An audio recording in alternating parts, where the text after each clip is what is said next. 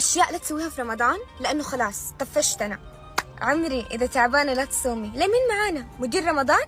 رئيس قسم الصيام؟ إذا شفت أختك تفطر لا تقعد تفضحها وتفتن عليها، والله شفتها تفطر، والله شفتها تشرب مويه. خلاص مالك دخل، كل أحد له دخل في بطنه. هذه تحديدا للشباب. قبل الأذان بنص ساعة المطبخ في رمضان حالة SOS.